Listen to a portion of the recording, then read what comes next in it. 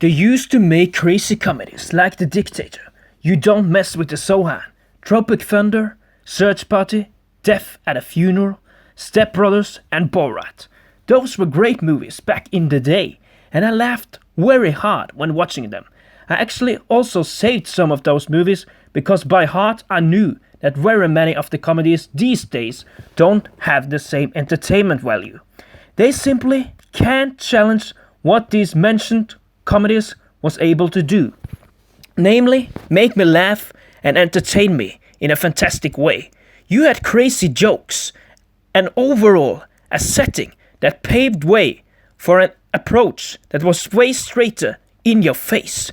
You dared to do stuff that yes could offend some people, yet you still did it.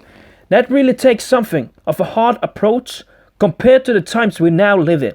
Before Me Too and all those reveals, the world was a freer place of delivering jokes, and in general, what you could joke about has changed a lot since then. I mean a lot. It is kinda shocking how much the comedy game has changed over the years. I feel that the strength of those movies I had mentioned was that you always had the best comedy actors present, and there was this nice trick of putting them together. I mean, you paired Nick Swartzen and Adam Sandler in the You Don't Mess with the Zohan movie, and you paired Chris Rock and Tracy Morgan in the Death at the Funeral movie. Partnerships like that is really a strength and often makes the comedy look and feel better.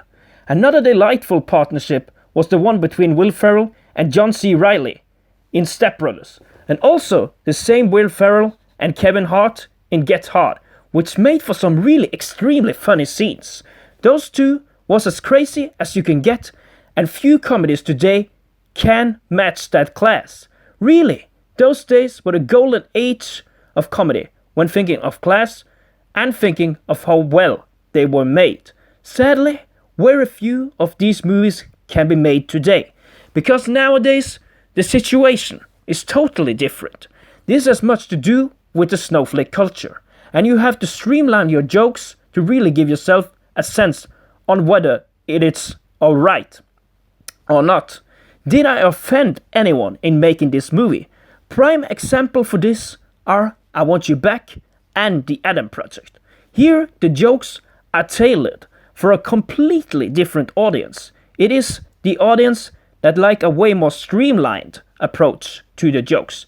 I mean, nobody did get offended when watching these two movies, did they? So I'm sure they did a good job then.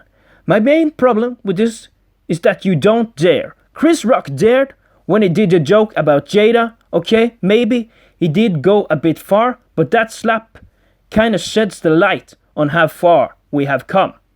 There are too many things which is not allowed to joke about. Actually, in making Murder Mystery and Borat subsequent movie film, they actually managed to ruin the fun of both Adam Sandler and Sacha Baron Cohen.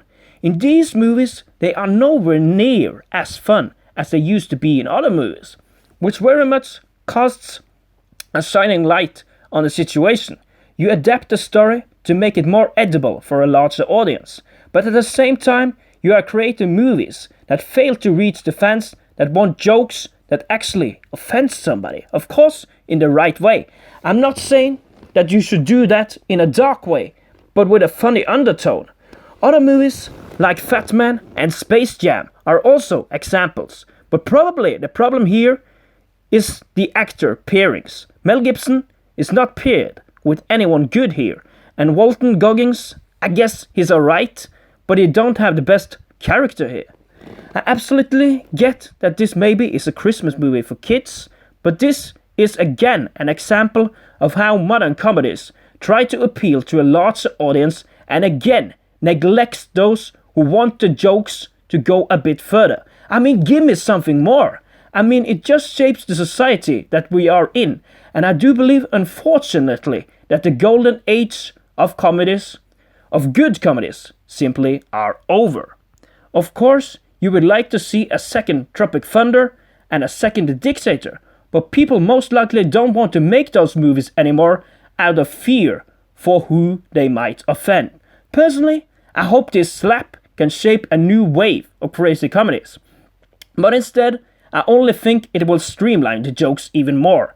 The problem isn't necessarily that we need the jokes to come at someone's cost all the time, but I feel we need to take the debate that it should be possible to deliver a joke without that person being offended 9 times out of 10.